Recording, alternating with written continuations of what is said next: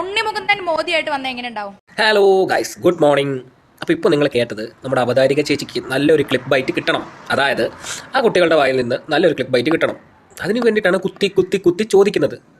Unni Mukundan cinema ചെയ്യുന്നതിലല്ല, Unni Mukundan മോദിയായിട്ട് വേഷം കെട്ടുന്നു, മാവന്ത എന്നുള്ളൊരു ചിത്രത്തിൽ നായകനാവുന്നു എന്നുള്ളതാണ് ഹൈലൈറ്റ്. ഉണ്ണിമുകുന്ദൻ നരേന്ദ്രമോദി ആയാലും എന്താണ് കുഴപ്പം? എന്താണ് കുഴപ്പം? ഉണ്ണിമുകുന്ദൻ ഇനിയിപ്പം സംഖ്യയാണോ അല്ലയോ അത് രണ്ടാമത്തെ വിഷയം. അത് സംഖ്യ ആയിക്കോട്ടെ അല്ലാതായിക്കോട്ടെ, പക്ഷേ അതൊരു നടനാണ്. പ്രധാനമന്ത്രിയായിട്ട് ചെയ്യാൻ ഒരു റോള് കിട്ടുക എന്ന് പറഞ്ഞാൽ ഭാഗ്യമുള്ള കാര്യമല്ലേ? അത് ചെയ്യട്ടെ. ഇനി അതിൻ്റെ പേരാണോ വിഷയം? മാവന്തേ എന്താണ് ആ പേരിന് എന്താണ് കുഴപ്പം? മാവന്തേ അവർ സിനിമ എടുക്കുന്നു, അവരുടെ ഇഷ്ടത്തിന് എടുക്കുന്നു, അവരിഷ്ടമുള്ള പേരിടുന്നു. പ്രധാനമന്ത്രി നരേന്ദ്രമോദി ഉണ്ണിമുകുന്ദൻ അഭിനയിക്കുന്നു. നമ്മുടെ മലയാളത്തിൽ ഒരു നടനാണ് പ്രധാനമന്ത്രിയായിട്ട് അഭിനയിക്കുന്നത്. നല്ല കാര്യം, അഭിമാനിക്കേണ്ട കാര്യമാണ്. മോദിയുടെ ഒരു 5 പോസിറ്റീവ് സൈഡ് പറയോ? അവതാരിക കുത്തി കുത്തി കുത്തി കുത്തി ചോദിക്കുന്നുണ്ട് എന്താ കാര്യമൊന്നും.